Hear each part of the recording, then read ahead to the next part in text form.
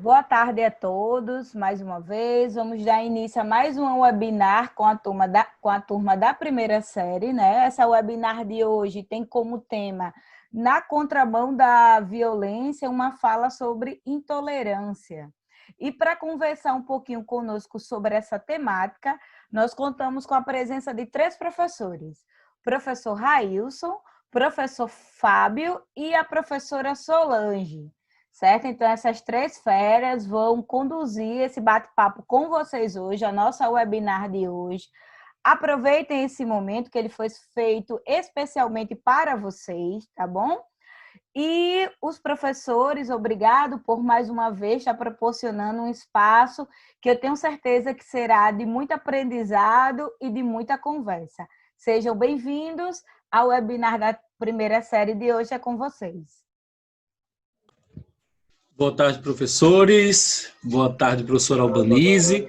Sejam todos bem-vindos a mais um momento. De antemão, gostaria de agradecer pelo convite, estar conversando um pouquinho sobre violência, sobre intolerância, não é?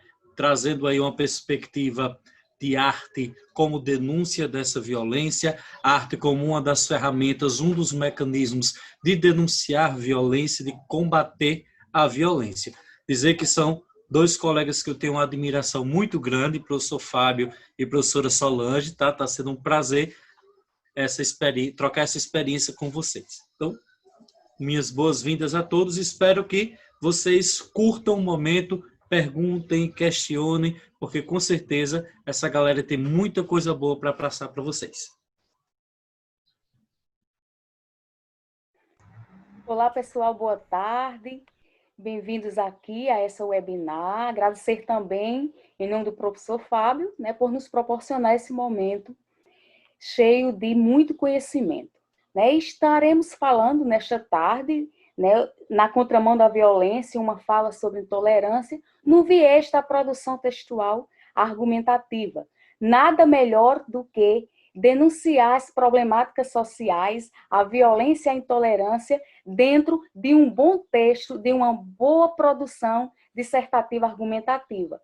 Para isso, a gente vai estar tratando, dentro da arte, da filosofia e da sociologia, como nós trataríamos deste tema dentro de uma produção de texto, dentro do arcabouço das competências que nós precisamos adquirir ao produzir uma redação dissertativa argumentativa, por exemplo. Muito boa tarde, sejam bem-vindos e vamos nós. Boa tarde a todos, boa tarde, professor Raíssa, professor Solange, boa tarde, turma Albanise, né? Também é um prazer estar com vocês nesse momento. E aí, a dica que eu dou, pessoal, já de início, separem aí o caderninho do lado para vocês fazerem as anotações necessárias. Por quê? Como a professora Solange colocou muito bem, né, nós vamos trabalhar na perspectiva da abordagem para a produção textual. Tá? E na produção textual, e eu estou pensando aqui, quando eu falo produção textual, não estou falando da produção textual que vocês vão fazer aí até a 3ª série, não, mas já na produção textual, a do Enem, que vocês vão entrar na universidade, lá na 3ª série, né? É um texto dissertativo argumentativo e esse texto ele precisa, né, de ter um repertório que nós chamamos de repertório sociocultural, né? Esse repertório sociocultural ele tem que envolver uma boa argumentação. Essa boa argumentação, ela traz, além dos dados, que nós vamos também trabalhar com alguns dados hoje, né, uma abordagem das artes, da filosofia, da sociologia, da história, da literatura. Então, tudo isso é o que constitui esse repertório sociocultural, é o que vai fortalecer essa argumentação de vocês.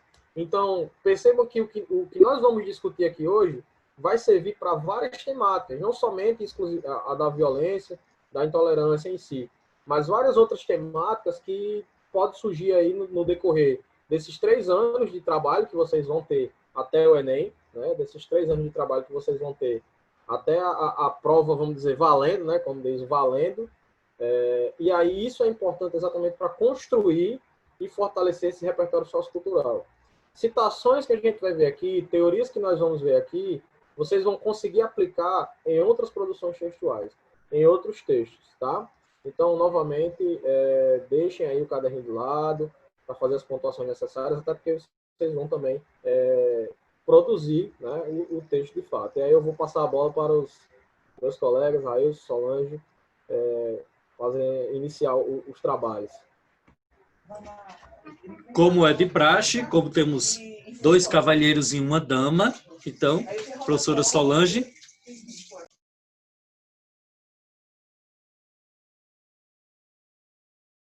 Seu microfone está desligado, Saulo. Isso. E por falar de intolerância, vamos, portanto, compreender a origem dessa palavra, né? Característica do que é intolerante ou... Só um momento, deixa eu afastar aqui. Ou repugnância, ausência de tolerância ou falta de compreensão. Então, o sujeito intolerante, ele passa por essa característica de repugnância, né? De ausência de tolerância. Comportamento, atitude odiosa e agressiva, de caráter político ou religioso, daqueles que possuem diferentes opiniões, intransigência a diferentes opiniões.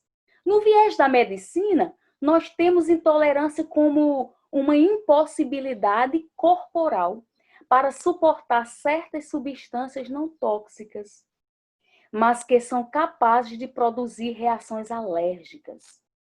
E quanto à etimologia dessa palavra, de onde ela surgiu etimologicamente falando, ela vem do latim intolerante, que significa intolerância. Então, a gente entendeu de antemão aqui o significado, a origem, a etimologia desta palavra intolerância, a qual a gente vai estar falando em contramão à violência. Portanto, falar de violência é a qualidade ou caráter de violento, do que age com força, ímpeto. Ação violenta, agressiva, que faz uso da força bruta, é cometer violência. Então, numa linguagem jurídica, nós diríamos que violência, juridicamente falando, é um constrangimento físico ou moral exercido sobre alguém que obriga essa pessoa a fazer o que lhe é imposto. Violência física, violência psicológica.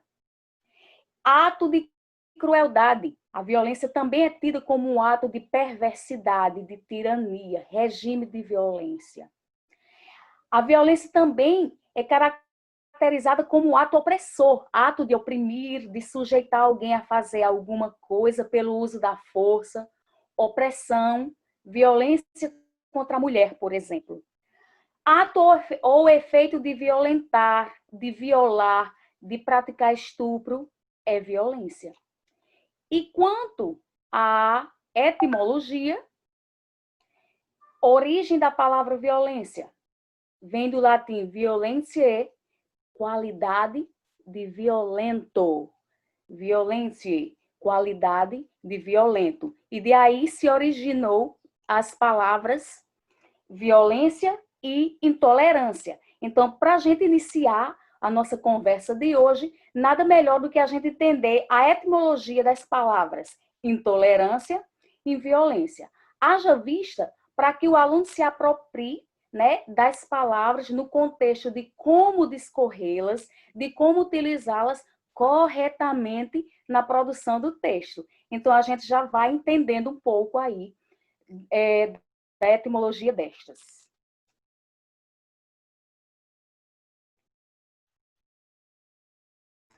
Já ia eu esquecendo meu microfone. E aí, pessoal, depois dessa excelente abordagem que a professora Solange trouxe sobre a etimologia, né, das palavras, nós vamos trazer um pouco da abordagem filosófica, pensando não necessariamente a violência, mas pensando o ser humano. Até porque quando a gente fala de violência, a violência ela é praticada pelos seres humanos. Não tem como a gente dizer, o leão praticou uma violência contra uma hiena, por exemplo. Não tem como a gente, não sei nem se o leão come hiena, mas não tem como a gente dizer que há uma violência ali. Ali é uma questão natural, ali é sobrevivência, né? É o que a gente chama exatamente de um estado natural, né? Então, esses dois autores que eu trouxe para nós pensarmos, né, como se organiza a sociedade, esses autores a gente vai ver mais para frente também em filosofia e sociologia, como esses autores pensam a organização social, como é que esses autores pensam o que é um Estado natural e o que é uma sociedade civil, um Estado organizado com leis, normas e regras, né? Primeiro, eu preciso que vocês imaginem que nós estamos na natureza, né? Não temos escolas, não temos prédios, não temos casas, não temos automóveis, não temos utensílios. Estamos todos nus e soltos na natureza, tá? Sem nenhuma regra, sem nenhuma norma, né?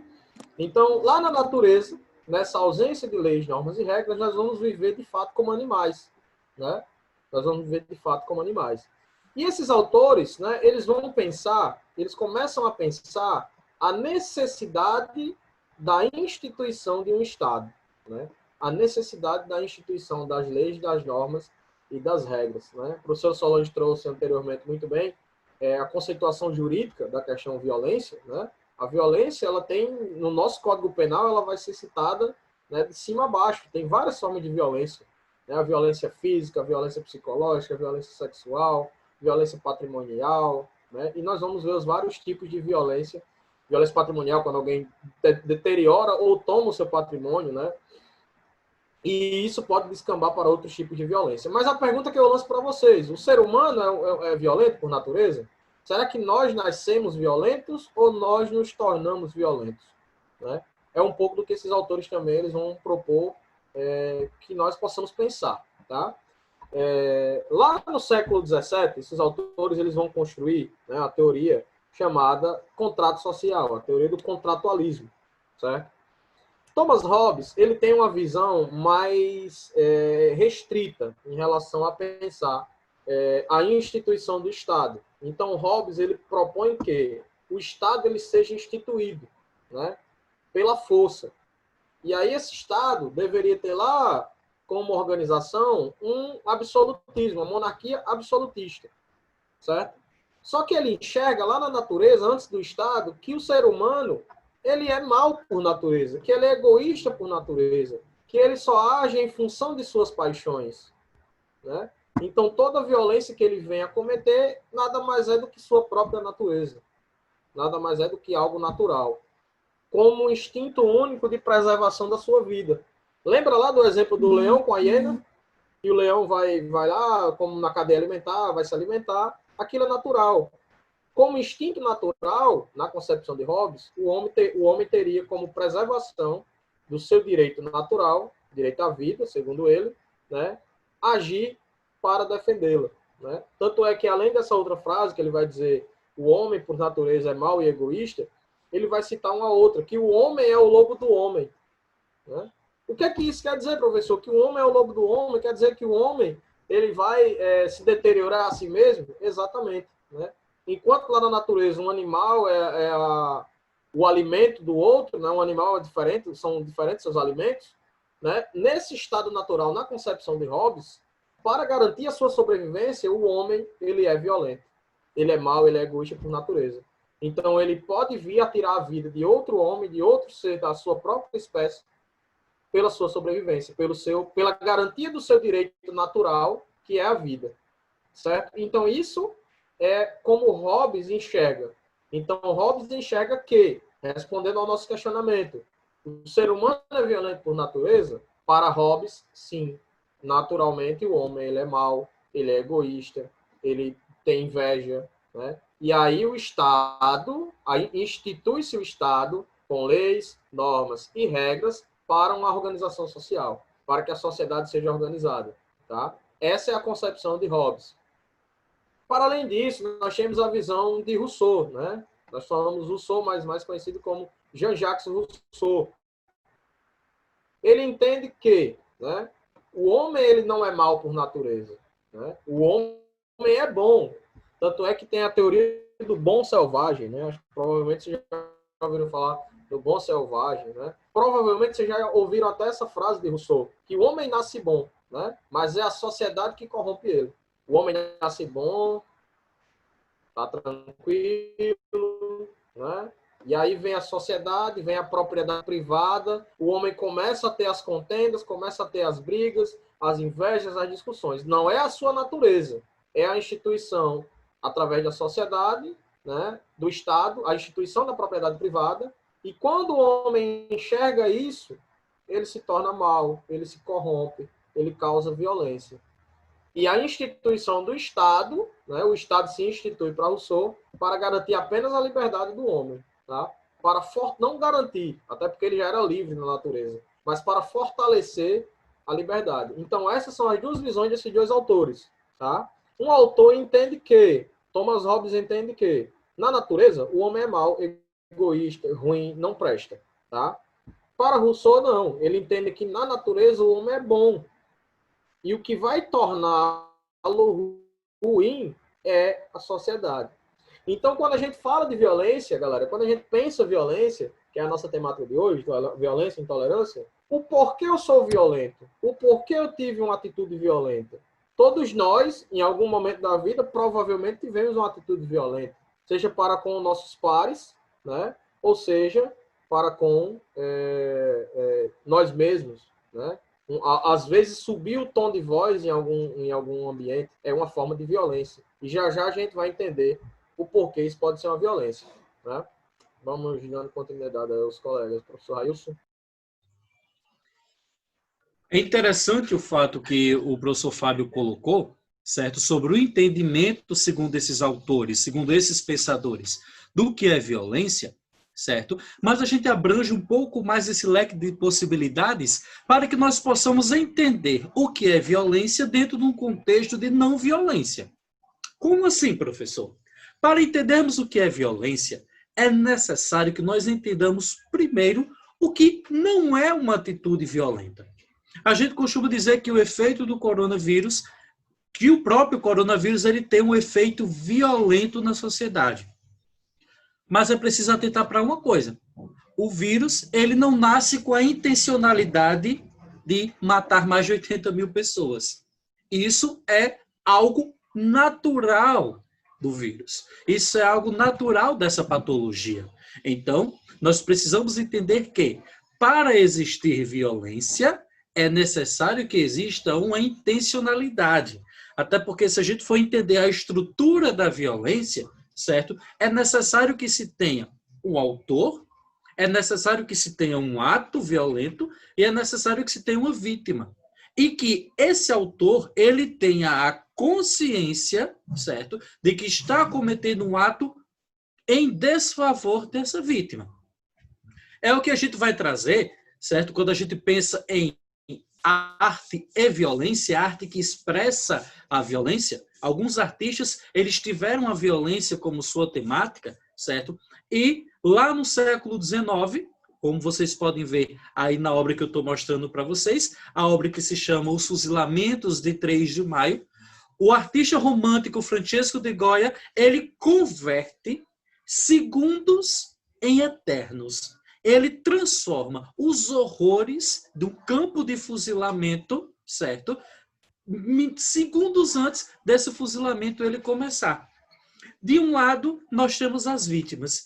Que vítimas são essas? As vítimas espanholas, certo? Esse foi um evento que acontece no dia 3 de maio de 1808, certo? No dia 2, os espanhóis, eles tiveram uma ação de repressão aos franceses, enquanto que as tropas francesas estavam invadindo a Espanha, certo? E os espanhóis, eles começam a ter uma reação contra essas tropas francesas.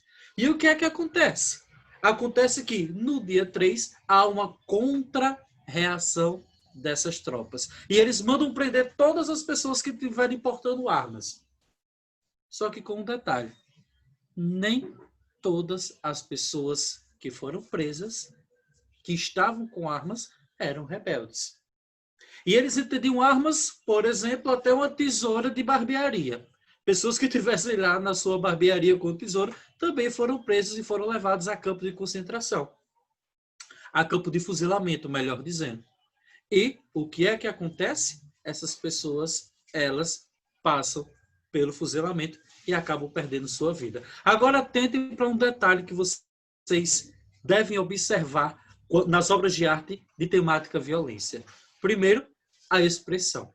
A expressão típica do período do romantismo. Francesco de Goya traz uma das figuras, a figura central que está na obra, certo? de braços abertos, esse cara que está à frente desse grupo, tomando para si todas as dores e todas as angústias. Ele toma para si todo o efeito dessa rebeldia, todo o efeito dessa violência e apresenta-se como uma pessoa de expressão de medo, de expressão de sofrimento, no meio de todo aquele cenário onde as pessoas preferem esconder o rosto. Francisco de Goya também esconde o rosto dos franceses por trás das suas armas. Aquela ideia do homem-máquina, o homem produtor de violência em massa. Isso no ano de 1814. E quando a gente traz para hoje, e quando a gente traz para o contexto de violência hoje, aí nós podemos inclusive fazer um paralelo com várias cenas de violência que acontecem pelas pessoas que deveriam promover a violência. Vejam a morte do George Floyd, por exemplo. Vejam aquela senhora de 51 anos que tem um policial pisando no seu pescoço aqui no nosso país. Então, a arte, ela primeiro, antes de denunciar, ela expressa a violência. Muitos dos casos de violência sexual e violência contra a criança, seja ela sexual, física e até mesmo psicológica, são denunciadas na infância por meio dos desenhos que a criança faz. Por meio de desenhos que a criança faz e entrega para os seus professores. Então, a arte como uma forma muito sucinta de denunciar a violência que acaba ocorrendo na sociedade. Até porque o artista ele leva para a obra valores, ele leva preceitos, ele leva conceitos, ele mostra a identidade do seu povo em detrimento da própria obra de arte. Então, a arte, ela começa como uma denúncia, e uma denúncia muito forte ao que é violência. Professor? Sim? Por isso que algumas vezes os mandam desenhar, né? Exatamente. Por isso que os professores... Nós trabalhamos muito na infância com a questão da arte-terapia, né? que são processos terapêuticos que nós fazemos com as crianças para observar questões de ânimo, questões de humor, observar o que se passa. Muitas vezes a gente não dá tanta importância para aquele desenho de como foi as férias, mas num desenho como aquele você pode tirar muita coisa, muita informação sobre aquela criança. São inúmeros os casos de violência que são denunciados a partir de pequenas atividades artísticas na escola. Obrigado, meu amigo Ranil, meu amigo Railson. Eu confundo Ranil e Railson, às vezes misturo. Normal. Normal, né? Vou aqui dar uma explanação, pessoal, sobre os tipos de violência, muito relevante mesmo essa abordagem, né? E aí eu ficava aqui, eu acho que eu estava igual a vocês, não sei se vocês estavam também, eu ficava aqui só olhando o quadro, vendo o Railson falar e eu olhando aqui a pintura, né? Porque realmente a pintura é algo que muitas vezes a gente precisa de alguém explicando ali, porque eu ficava olhando os detalhes, aí você falando, aí eu ia achando os detalhes, né? Então é importante mesmo essa observação mais minuciosa. Ele começou a mostrar, tá lá com os braços abertos e o pessoal atrás com a mão tapando o rosto, né? Ali é a expressão de realmente de um combate, claro, àquela ação violenta, né? E aí, para combater uma violência, é preciso que nós entendamos o que é a violência, ou os tipos de violência, né?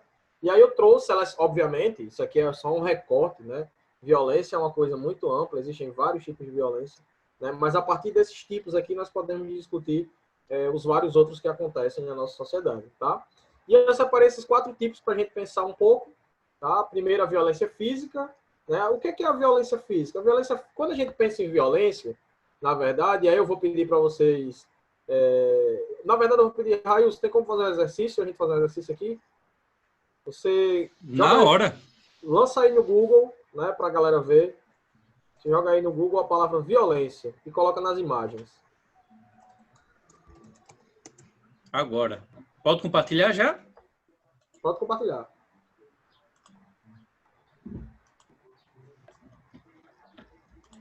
Só a palavra violência mesmo. Nós vamos ver as imagens que vão aparecer. Beleza, eu vou colocar só nas imagens agora.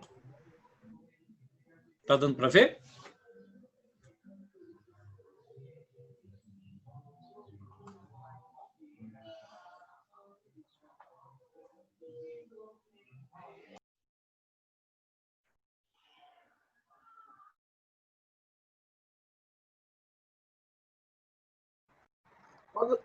Acho que tá dando... Tá aparecendo Não. aqui. Eu acho que os alunos estão Não, é porque vendo. o meu deu uma cortada aqui, mas tá aparecendo, né? Vocês estão... Pode rolar mais um pouquinho. Para baixo? Isso. Vocês estão vendo o maior número de violência quando aparece aí? De que é? Qual é o tipo de violência que é? Sempre vai ter uma mulher chorando, sempre uma mulher acuada, né? Uma mão no pescoço, um olho roxo, né? E isso é uma das representações da violência física, né? Que é um dos temas que nós vamos entrar ainda hoje. Obrigado, viu, Reus? E essas imagens, elas mostram, né, além da violência física, um claro, né, claramente evidente, a violência contra a mulher. Né? E essa violência contra a mulher, ela é, na maioria dos casos, a violência física. Tá? Só que essa violência física ela não acontece somente no âmbito da violência doméstica e da violência contra a mulher. Né? É qualquer ação, qualquer coisa que coloque em risco a integridade física de alguém. Né? Qualquer coisa que coloque em risco a integridade. Por isso que algumas violências, né, alguns outros tipos de violência, estão dentro da violência física, como a violência sexual, por exemplo. Né? Está dentro da violência física, porque ela altera, ela mexe na integridade física da pessoa. Né? Então, aquilo que ameace ou que agrida de fato a integridade física de alguém entra no campo da violência física. Tá? A violência psicológica, né, que na verdade, por mais que a física seja mais relatada, né, muitas das vezes nas denúncias pelas mulheres, que a gente ainda vai entrar nessa temática, a violência psicológica ela acontece todos os dias, todas as horas, debaixo do nosso nariz. Todos os dias, todas as horas. Né? A violência psicológica, ela não querendo diminuir a violência física, longe de mim, mas a violência física é o absurdo do absurdo. Mas a violência psicológica, ela degrada um ser humano todos os dias. Né? E como é que essa violência psicológica ela acontece? Né? Através de controle. Controle de quê? Controle de ações, de comportamentos, de crenças, de tomada de decisão, né? E isso fortalece ainda mais também a violência contra a mulher, no sentido de que, perceba que eu pedi para o professor Railson, né, jogou a palavra lá, violência, e apareceu inúmeras imagens de violência contra a mulher, claramente, né? Uma mulher sendo agredida, a mulher acuada, a mulher enforcada, a mulher com o olho roxo, né? A gente já trouxe a violência física e na violência psicológica, quando a gente fala de controle de ações, controle de comportamentos, controle de crenças, controle de decisões, se a gente pensar no histórico da nossa sociedade, né, quem é que é moldada para seguir determinados padrões? É a mulher. Não somos nós homens. É a mulher que é moldada. Ah, porque você não pode sentar assim? Ah, porque você não pode falar dessa forma? Ah, porque você não pode vestir roupa X, Y, Z? Porque fulano vai julgar. Então, a forma de como a mulher se comporta na sociedade é criada através do julgamento de outra pessoa. Né? E quando há uma manipulação disso, quando há um controle dessas ações, desses comportamentos, isso também é uma violência psicológica. Isso também é uma forma de manipular a pessoa, de controlar, de exercer força sobre aquela pessoa. Né? E essa violência psicológica ela acontece muitas vezes, né, numa palavra, num tom de voz, numa ameaça, né, num controle, numa forma de dizer, não, você não vai com essa roupa. Né? Para a gente trazer assim para o campo dos relacionamentos. Você não vai com essa roupa. E muitas mulheres aceitam, né, obviamente coagidas, né, pelo medo, essas decisões. Eu não gosto nem de usar a palavra decisão, porque quando a gente fala decisão, ela precisa ser uma coisa consensual, tem que haver um consenso para a decisão. Mas é uma imposição de pensamento, é uma imposição de um valor que, historicamente, gera outras violências. Né?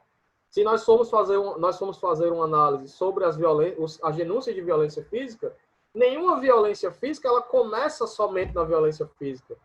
Ela começa na violência psicológica, ela começa na violência moral, né? Na violência patrimonial, que nós vamos também discutir um pouco mais sobre esse tipo de violência, né? Que exercem forma de controle, que exercem forma de controle sobre as ações e os comportamentos das pessoas de forma geral. Estou trazendo a violência contra a mulher porque é uma temática muito importante a gente bater na tecla mesmo, né? Tem que bater na tecla, todos os dias. Um outro tipo de violência é a violência de gênero e em relação à sexualidade. O que é isso? A homofobia, né? Cena cotidiana do nosso cenário nacional. Cena cotidiana do nosso cenário nacional, né? Nas pequenas ações, novamente eu bato. Volta lá na violência psicológica, volta lá na violência física, né? A própria violência de gênero, né? Eu estava agora, há pouco, estava na aula com a segunda série, e mostrei para eles uma tabela, nós estávamos discutindo sobre poder político, Estado, a configuração do Congresso Nacional. 15% das deputadas, dos deputados são mulheres. 15%. 85% são homens. A matemática está um pouco errada, né? Se eu tenho a maior parte da nossa população mulheres, como é que eu tenho apenas 15% dessas mulheres representando? Então, não há uma representação de direitos. E isso também é uma forma de violência. É uma exclusão. Obviamente, são outros fatores que nós temos que analisar na política, condição de educação da sociedade, instrução política, a própria força do status na política, né? São outros aspectos que nós podemos avaliar. Mas isso representa muito do quanto a nossa sociedade ela é excludente quando a pauta é mulher. Ela exclui as mulheres. Ela exclui de uma forma descomunal, né? Ao mesmo tempo que nós somos o país... Eu sempre repito isso, parece que é uma frase que já vou até tatuar. Nós somos o país mais diverso, mas ao mesmo tempo somos o país mais preconceituoso. Nós conseguimos gerar tanta exclusão no universo de tantas diversidades, né? Da mesma maneira, a homofobia, né? A exclusão da pessoa pela sua orientação sexual. O que infere a pessoa gostar de homem, gostar de mulher, ou de um gênero fluido, né? A gente ainda vai entrar nessa discussão sobre gênero e sexualidade nas aulas de sociologia, mas o que impede a convivência? Né? O que impede essa convivência harmoniosa e gera essa violência? Antes de você dar continuidade, Fábio, a aluna Larissa, ela tinha feito as seguintes colocações e pergunta, né, no chat. Essa violência com a mulher, em um relacionamento onde o homem faz um abuso no sentido psicológico, como, por exemplo, o que você acabou de falar, também pode acontecer com o homem, quando ao mesmo tempo Pode? Oi, tá ouvindo? Sim, sim. Quando ao mesmo tempo que ele não deixa ela fazer as coisas e por ela se sentir mal, começa a fazer o mesmo com outro parceiro? Sim, Larissa. Muito boa a sua colocação.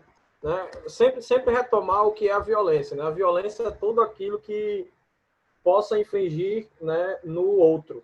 Tá? O que possa atingir fisicamente, psicologicamente ou moralmente a outra pessoa. Né? A gente fala da violência contra a mulher porque, infelizmente, é uma coisa que acontece com mais frequência, em maior número. Né?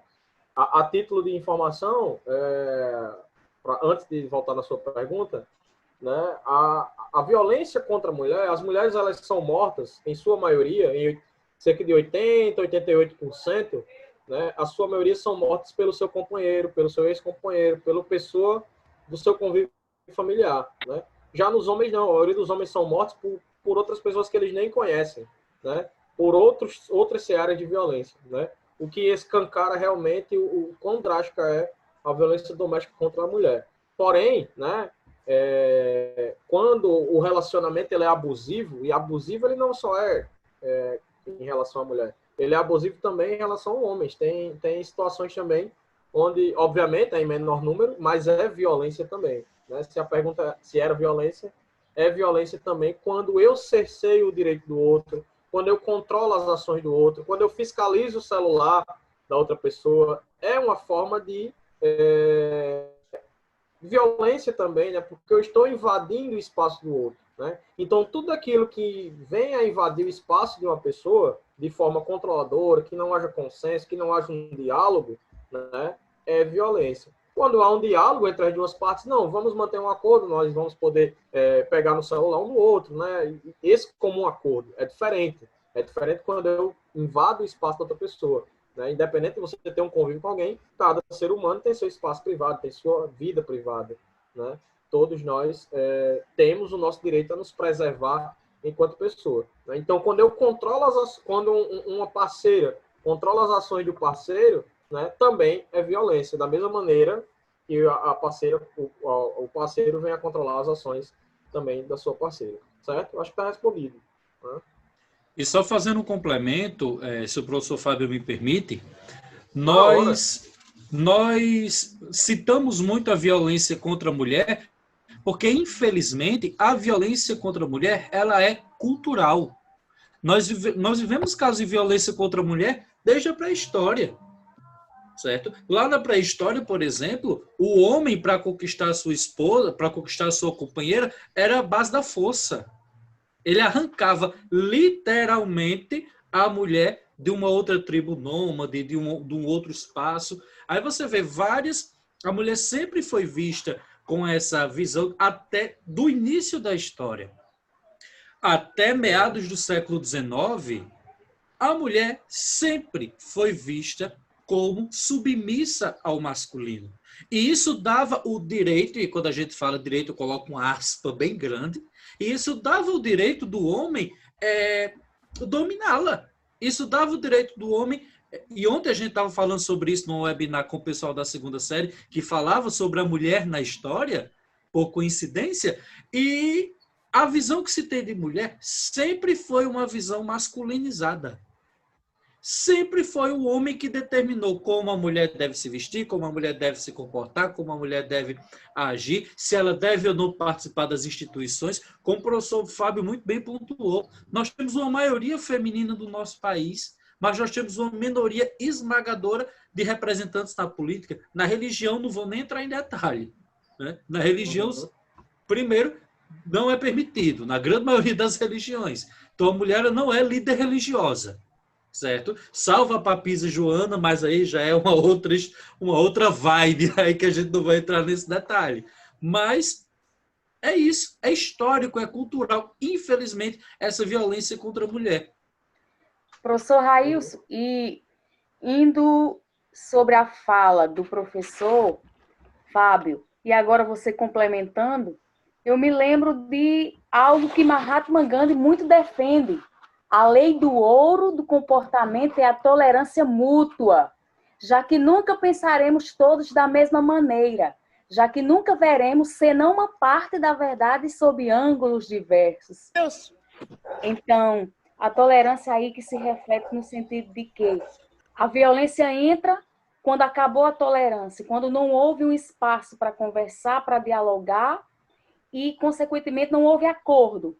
Então, passou-se a privar uma parte. Você não tem acesso ao meu celular, às minhas mensagens, você não tem direito a sair com tal roupa, né? Isso o homem dizendo. A figura masculina, como você bem colocou, indo sempre em opressão à figura feminina, né? O que se faz, o que se pode, o que não pode. Então, tolerância zero no sentido de não haver essa forma de eclética de agir, né? Ou seja, simplesmente não há liberdade. Então, a violência entra de uma forma muito, muito psicológica, não é isso? Exato. Obrigado pelas contribuições. Exatamente, eu vou partir pegando os pontos que a professora Solange e o professor Railson colocaram, né, para a gente dar entrada nesse outro tópico, que é a violência simbólica. Tá? A questão cultural, né, ela fomenta vários tipos de violência. Né? E quando a gente fala de violência simbólica, nós vimos a abordagem da filosofia, como é que o homem, né, ele é em sociedade, através de Hobbes e Rousseau, e agora nós vamos para a sociologia. Né? Então, a violência simbólica, É um conceito construído na sociologia, ele é cunhado na sociologia, né? E o que é a violência simbólica? São formas de dominação, né, que as pessoas acabam praticando através das próprias instituições também, né? Então é um conceito aí cunhado pelo sociólogo francês Pierre Bourdieu, né? Sociólogo contemporâneo muito importante para a sociologia, né? Referencial contemporâneo muito importante para a sociologia.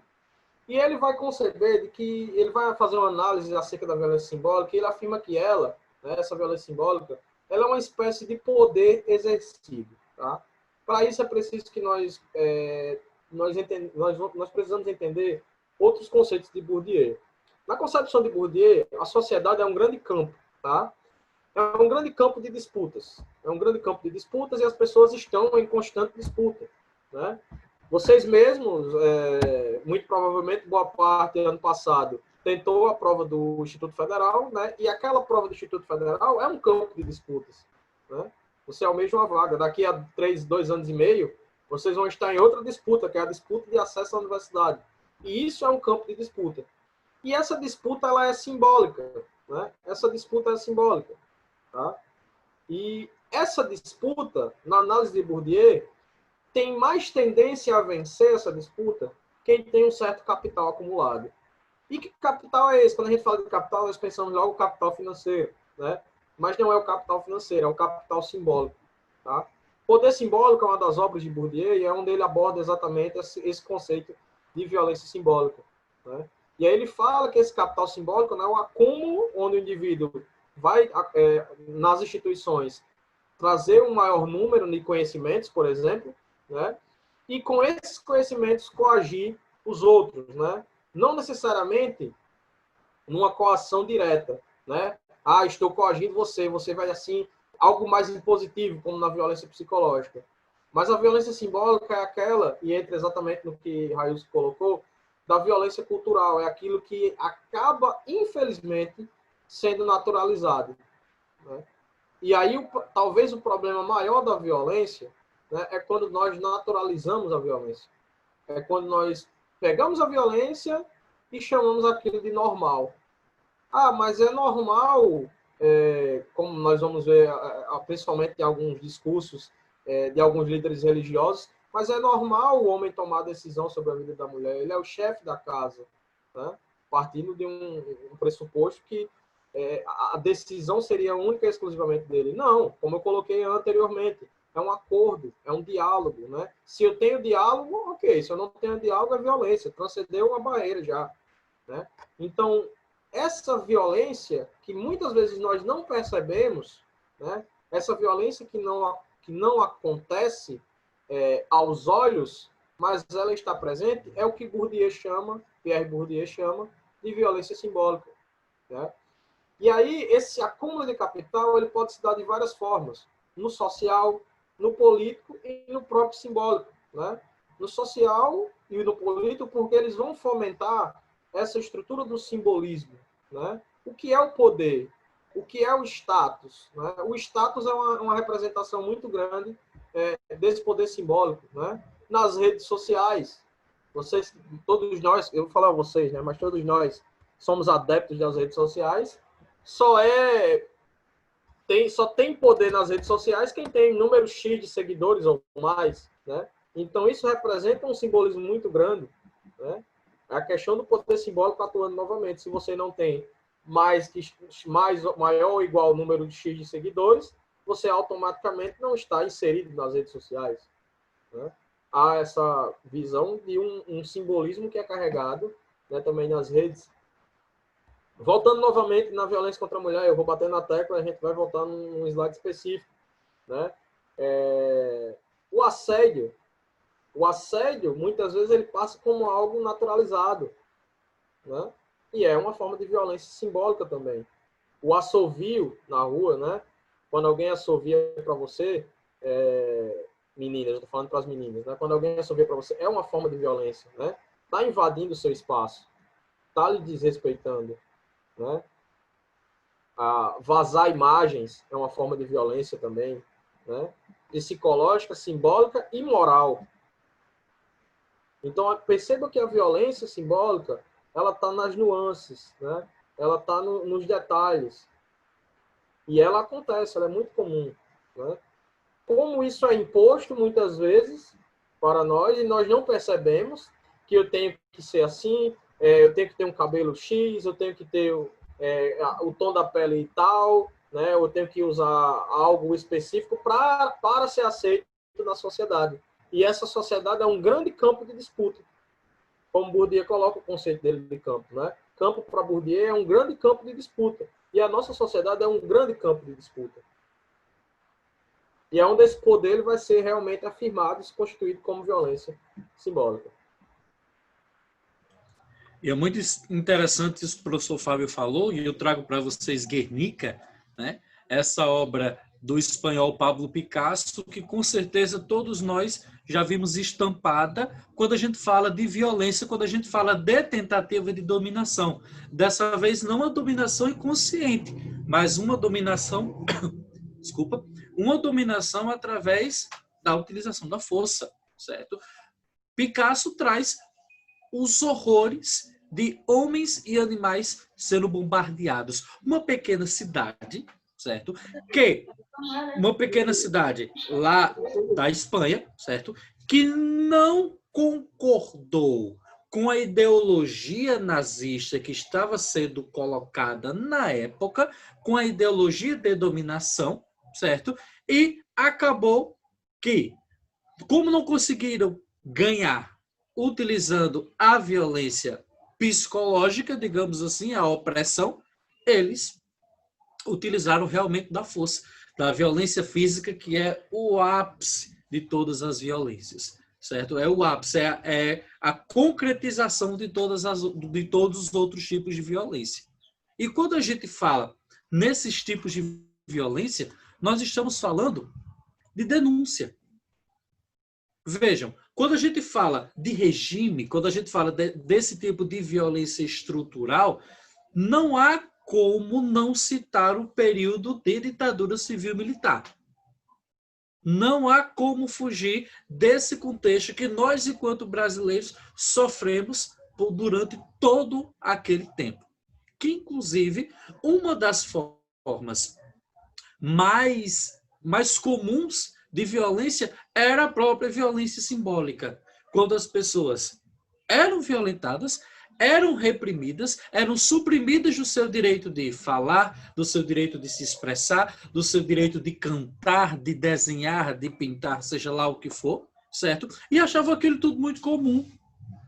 Achava aquilo tudo muito normal. Há uma cena, quando eu falo desse tipo de regime e desse tipo de violência simbólica, certo? Há uma cena muito forte do filme Gonzaga de Pai para Filho, e a gente está falando de Luiz Gonzaga, uma pessoa artisticamente e culturalmente à frente do seu tempo, né? Mas, como vocês sabem, Luiz Gonzaga, pai de Gonzaguinha, certo? De Luiz Gonzaga Júnior, e há uma cena do filme que marca muito essa ideologia que o professor Fábio estava falando, quando Gonzaguinha estava compondo lá com seu violão, e o Gonzaga entra no quarto e quebra o violão dele. E começa, cara, você está tocando música de comunista, você é isso, você é aquilo, são esses caras que pagam para a gente cantar, que dão o nosso sustento, que isso, que aquilo. Então, foi uma cristalização que teve na cabeça dele, e olha que era uma pessoa, volto a afirmar, culturalmente e artisticamente esclarecida, mas não percebia que estava passando por um processo de violência simbólica, certo? Aí, contrariando o próprio Gonzaga, tiveram artistas que denunciaram, mesmo de maneira metafórica, e a professora Solange, inclusive, tem uma propriedade bem maior do que eu para falar sobre isso, mas mesmo de maneira metafórica, nas entrelinhas, nas mensagens subliminares, eles traziam em suas letras, certo? Esse grito de alerta, esse grito de revolta. E a arte foi uma arma muito forte, muito poderosa, certo? Para lutar contra esse tipo de regime ditatorial. Quando Caetano Veloso diz, por exemplo, que sobre a cabeça os aviões, sobre os meus pés os caminhões, aponta contra os chapadões meu nariz. Que nariz é esse? o nariz dos tanques de guerra, certo? A denúncia de um país que, por todos os lados, vive um momento de represália, certo? A denúncia dos horrores que aquilo estava causando nas pessoas. Claro, não podia ser de forma direta, até porque se fossem pegos pelos militares, como aconteceu, certo? Inclusive artistas como Caetano Veloso, como Gilberto Gil foram presos, depois tiveram que ser exilados, né? Até que, e grandes nomes da nossa história, como o próprio Paulo Freire, por exemplo, puxando um pouco para a área educacional, tiveram que calar a sua voz, certo? Passaram além do processo de violência psicológica e simbólica de dominação, tiveram que se calar por medo da violência física. E a arte ela foi uma ferramenta muito forte e importantíssima para que os artistas, para que a sociedade pudesse dar esse grito de alerta. Ei, a coisa não está tão boa assim. Certo? Eu lembro muito de outra das músicas do Caetano, né, quando ele fala: Pai, afasta de mim esse cálice de vinho, tinto e sangue. Veja, uma metáfora que liga o momento atual, o momento que eles estavam passando, com o próprio momento do horto lá de Cristo, quando o próprio Cristo teve medo. Se Cristo teve medo daquela situação, se o próprio Filho de Deus teve medo, Pai, se for possível, afasta de mim esse cálice, é porque realmente a situação não estava boa. E se o artista estava cantando esse tipo de coisa naquela época, é porque realmente estava se tornando quase que insuportável conviver com tudo aquilo. Professor, você falando em relação a essa denúncia que a arte faz da violência e outros temas necessários, me recordo aqui da Semana de Arte Moderna, né? Quão grandiosa representou a Semana de Arte Moderna na literatura e na arte, para denunciar exatamente os acontecimentos, né? Ali na semana de 22, quando o país já passava por turbulências, e aí veio com muita graça, mas também com muita garra, aqueles grandes artistas para denunciar os acontecimentos daquela sociedade da época. Inclusive, é interessante, professora Solange, falar sobre a Semana de Arte Moderna. Nós vemos que ela só se consolidou, vejam só a questão da violência contra a mulher mais uma vez. A figura da mulher, né, professor Fábio, ela só se consolidou quando foi encabeçada por homens. Anita Malfatti, quando vem da Europa, antes da Semana de 22, já tinha feito exposição, já tinha inaugurado o expressionismo. Portugal. Exatamente. Já tinha inaugurado o expressionismo, mas ninguém deu ouvido.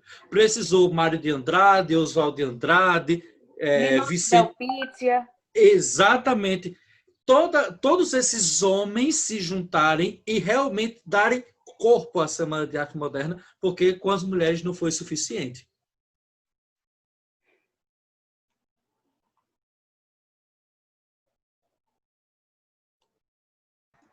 E aí, galera, exatamente na nossa temática, que eu já tinha abordado anteriormente, né, da violência contra a mulher, eu trouxe esse recorte de dados, né, que podem fundamentar tanto na produção textual, né, acerca da nossa temática atual, que é violência, de forma mais geral, né, intolerância, como uma temática mais específica, que seria a violência contra a mulher no Brasil, né? E aí eu trouxe alguns dados para a gente refletir de como essa violência acontece a partir de tudo que a gente já viu. Nós vimos a violência simbólica com Pierre Bourdieu, nós vimos os tipos de violência e vimos a violência, na verdade, como o homem é, se o homem é bom por natureza ou não, né? Lá na filosofia.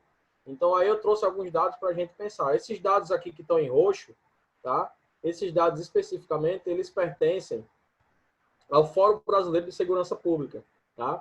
Esses dados são do ano de 2018. Os dados de 2019, que é do ano passado, eles vão ser realizados ainda no Fórum de Segurança Pública desse ano, se tiver. Não sei se... Na verdade, acho que já teve até online, mas não foi publicada ainda a cartilha, né?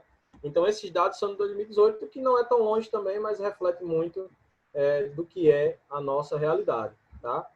Então, em 2018, tivemos 1.206 vítimas de feminicídio, né? O que é o feminicídio?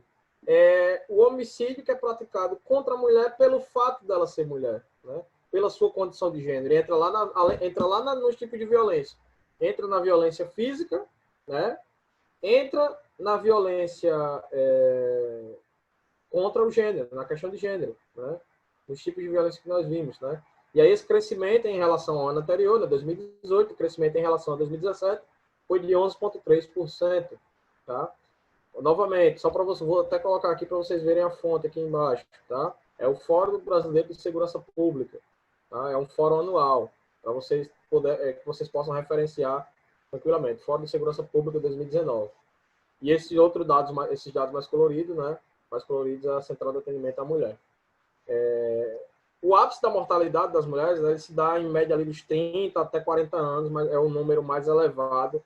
30, 39 anos é o número mais elevado, onde as mulheres perdem sua vida, né, onde elas realmente entram num relacionamento mais... Obrigado, professor Raios, gostei, viu? Quando elas entram num relacionamento mais sólido, né, chamado de sólido, porque, mais uma vez, é uma coisa como se fosse algo bom, mas se é algo que perturba, não é algo bom, né? E aí o outro dados mais relevantes ainda sobre esse tipo de violência, né? Nós sabemos que aproximadamente ali 51% da nossa população é composta de mulheres, certo? E aí, né, esse número ele se converte aqui, né, em relação à questão étnica, né? 61% desses crimes contra mulheres, contra essa violência, esse feminicídio, 61% dessas mulheres são negras, né, são mulheres pretas.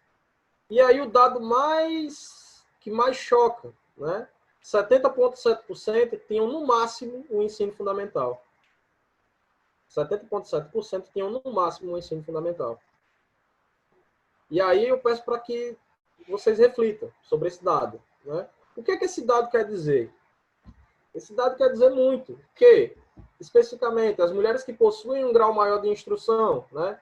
Um grau maior de instrução, nível médio, nível superior, conseguem, ao menos, ou evitar, né, em maior número, ou evitar esse tipo de violência, ou denunciar, né, e, consequentemente, fazer com que ela reduza. Né? Então, perceba que o grau de instrução está diretamente ligado a esse número de violência. Né? E aí, mais uma vez, a violência psicológica, a violência moral, a violência simbólica. Lembra lá do controle das ações na violência psicológica? Muitos companheiros por aí proíbem as mulheres de estudar, proíbem as mulheres de trabalhar, né?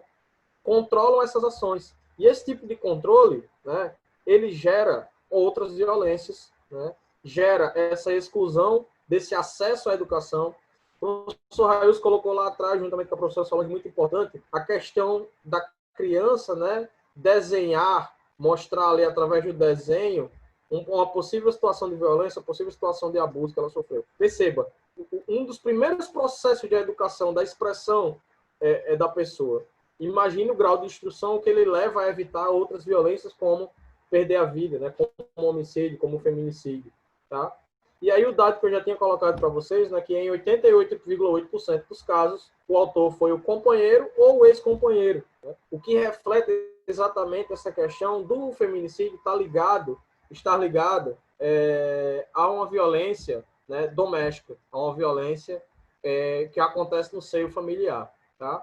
E aí os números de violência, né, os números dos tipos de violência que acontecem contra as mulheres, segundo a Central de Atendimento à Mulher. Como eu falei para vocês, o maior número, isso aqui são as violências, olha, perceba, novamente, eu bato na tecla. Esse número aqui são os casos que são denunciados, tá? Esses casos são os casos que são denunciados. Fora o que não é denunciado. Fora o que só vai ser relatado quando a mulher, infelizmente, perde a vida, né? E aí, infelizmente, vira só estatística. Entra só para as estatísticas. Não entra para uma discussão irrelevante como nós estamos fazendo agora. 51%, né, das denúncias são de violência física, 31% são psicológicas, que consequentemente aumenta aí para 82% de violência psicológica. Lembra que eu falei que a violência física Primeiro ela acontece na violência psicológica, o professor Raios reforçou isso também, né? Para acontecer a violência física, primeiro acontece uma outra antes, para dar sustentação a ela. A violência moral, o cárcere privado, né, que é prender a pessoa, não deixar ela sair. A violência sexual, a violência patrimonial, reter os bens, né, privar os bens. E aí o tráfico de pessoas, né, o tráfico de mulheres também, que ainda é um crime que muita gente acha que não acontece, que é só em novela da Globo, né, o caso da Turquia na novela da Globo. Acontece e muito tráfico humano ainda. Acontece muito tráfico humano, principalmente tráfico de mulheres. É isso.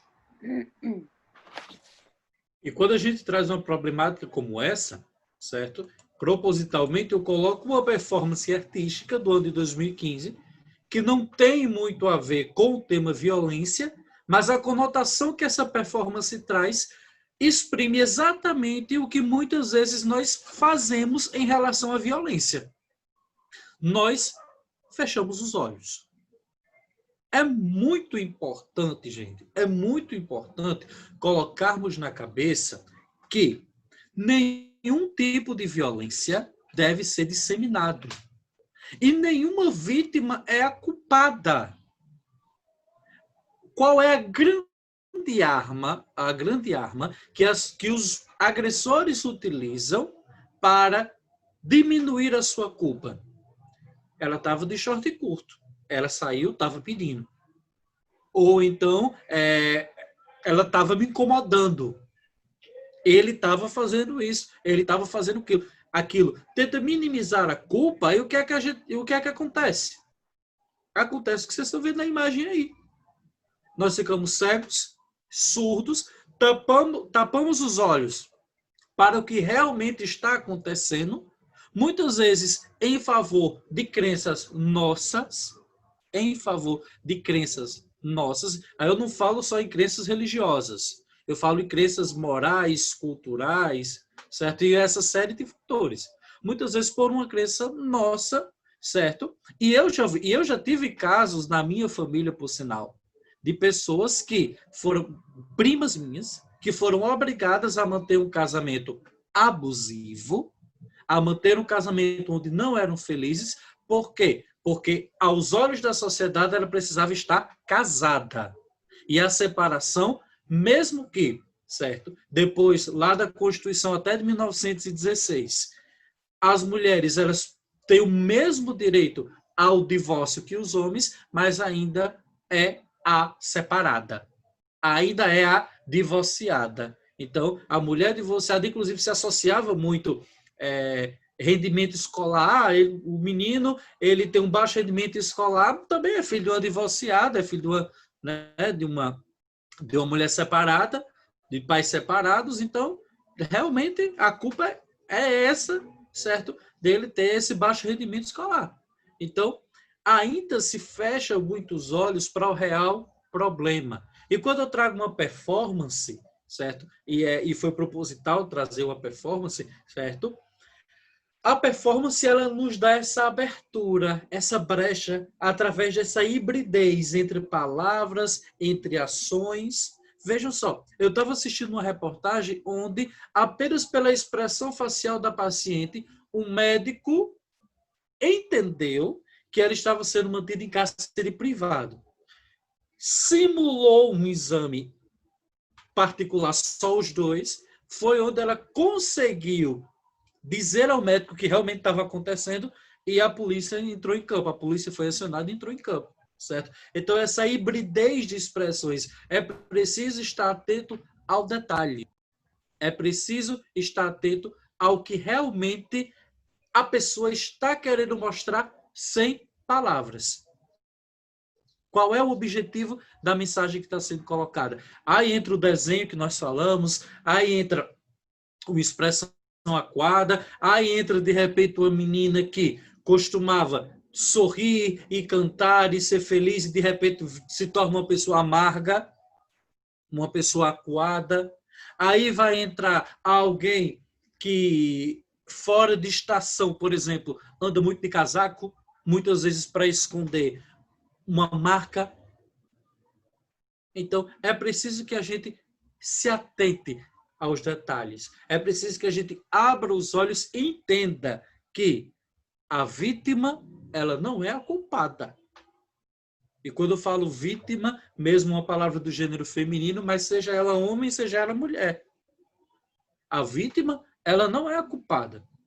Até porque, quando ela sofreu a violência, para ser violência, voltamos aí à questão estrutural da violência, precisou da consciência de um agressor. Alguém que teve a intencionalidade de ir lá e fazer aquilo. Não é porque não é porque a mulher está de short curto que ela está sendo convidada a ter uma relação sexual indesejada. Ela está lhe convidando para ter uma relação sexual indesejada. Diante de toda essa conversa feita até aqui, né, colocações do professor Fábio, do professor Railson, vamos entender um pouco das competências para dissertar e argumentar sobre tolerância e violência. Nós já temos aqui um leque de informações que enriquecerão a produção textual de vocês, resultado desse webinar, ok? Qual será o produto resultante desse webinar? Um texto dissertativo argumentativo que verse sobre, na contramão da violência, uma fala sobre intolerância. E aí, para a gente tratar de qualquer tema, e em especial sobre violência versus intolerância, nós precisamos nos amparar nas competências de um texto dissertativo argumentativo que ele precisa ter. Aí começamos, portanto, pela competência 1. A competência 1, ela pede que o autor, o aluno, a pessoa que escreve esse texto, tenha o domínio da língua portuguesa escrita formal, que ele demonstre domínio da norma padrão escrita. Então, é isso que a gente vai ter o cuidado na hora de produzir esse texto, usando uma linguagem padrão, ok? E vamos para a competência 2, em que o aluno tem que compreender a proposta de redação.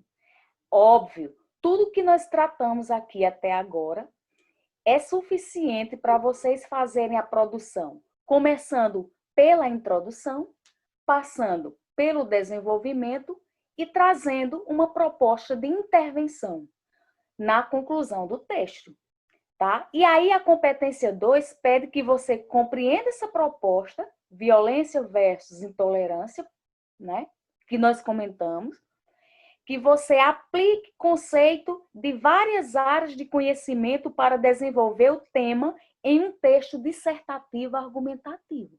Eu considero, professor Raílson, professor Fábio, a mais extrema e relevante competência que eles têm de forma enriquecida nesse momento. Óbvio, nós tratamos aqui de violência no viés da filosofia, da sociologia, da arte, e culminamos, portanto, dentro de uma competência que pede que o aluno, já tendo compreendido esse assunto, né, ele traga esses assuntos debatidos nas várias áreas, filosofia, sociologia, arte, língua portuguesa, e imprima dentro desse texto, tá? Mais adiante, professor Raílson, a gente vai para outra competência, a qual o aluno deve abordar. A competência 3, dos critérios utilizados na redação, ok? E que automaticamente são exigidos na redação do Exame Nacional. Nós já sabemos disso, né, galera? Aí a competência 3, critério utilizado na correção do Enem, ela pede que o aluno tenha organização e defesa. Ora, eu já aprendi um pouco sobre violência no viés da arte. Eu já compreendi um pouco alguns autores que escrevem, que defendem, que falam sobre que não defendem, mas que remetem sobre violência. E aí você vai trazer para essa competência 3. É hora de selecionar, relacionar, organizar e interpretar as informações que foram dadas aqui pelo professor Fábio, pelo professor Raílson e também por mim, dentro da estrutura textual, que vocês Coloquem esses fatos, as opiniões e argumentos em defesa de um ponto de vista. Ora, você é autor, é hora de dissertar, de expor o seu ponto de vista. E isso é o que se pede, a competência 3, que você tenha, em suma, organização e defesa. Adiante, nós temos a competência 4, que também deve estar impressa nesse texto que vocês vão fazer hoje. Ela pede que o aluno tenha conhecimentos linguísticos, demonstre conhecimentos dos mecanismos linguísticos necessários para a construção da argumentação.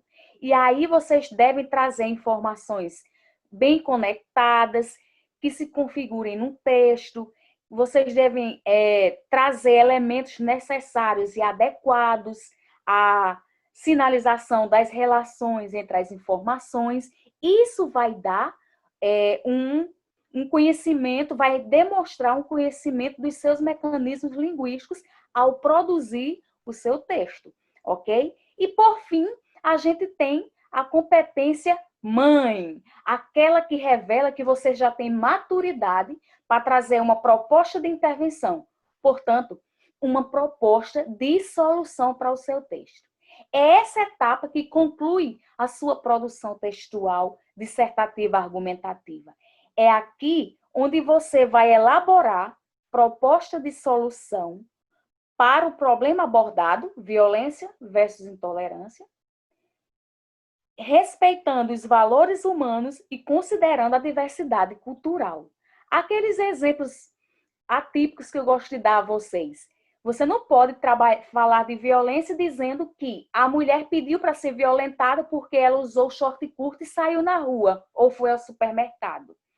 Então, isso já foge dos direitos humanos. Mas trazer, dentro dessa competência 5, uma proposta de intervenção que valorize e que respeite os direitos humanos e também a sua diversidade sociocultural. E, nesse resumo, a gente compreende que o seu texto vai trazer, na introdução, o conteúdo e o que você vai defender, ou seja, um problema a ser defendido. No desenvolvimento, em pelo menos 3 parágrafos, você argumente, você possa trazer informações, fatos, e, por fim, concluir o seu texto dissertativo argumentativo, dentro dessa temática tão bem abordada até aqui, trazendo uma proposta de solução. O que podemos fazer para reduzir, por exemplo, a violência nesse país? Tá? E aí, o problema vai estar e a solução vai ter que ser dada como uma proposta de intervenção. Ok, galerinha?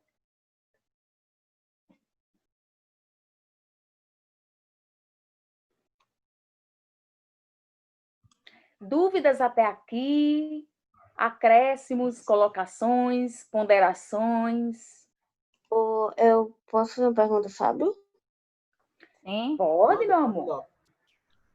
Ô, Fábio, a violência racial, no caso, ela se enquadra em qual dessas que tu disse aí? Ela se encaixa na violência simbólica, né, e na psicológica. Simbólica porque ela entra, né, num panorama de exclusão, e a violência étnica, né, vou trazer como violência étnico-racial, ela acontece muitas das vezes sem transparecer. E é por isso que ela entra na violência simbólica. Mas ela, além de uma violência psicológica, ela também é uma violência simbólica. Violência. Obrigada. A violência tem alguma relação com o suicídio? Também, Vinícius. Querem responder? Eu posso, vocês sabem. Já ia responder. À vontade, professor. Fica à vontade. O suicídio, Vinícius, ele é explicado também pela sociologia, né? Pelo autor Pierre Bourdieu. Pierre Bourdieu, ele tem uma análise sobre o suicídio, né? E o suicídio também é uma representação de violência. Representação de violência contra quem? Contra si mesmo, né? E, obviamente, o suicídio, ele culmina a partir, né, de outras violências também, né? Uma violência psicológica que a pessoa sofreu, uma violência moral, né? Uma violência física, né, que coage psicologicamente também a pessoa, pode levar ela a cometer um suicídio, né? é um dos tipos, que Durkheim explica o suicídio em 3 tipos, né?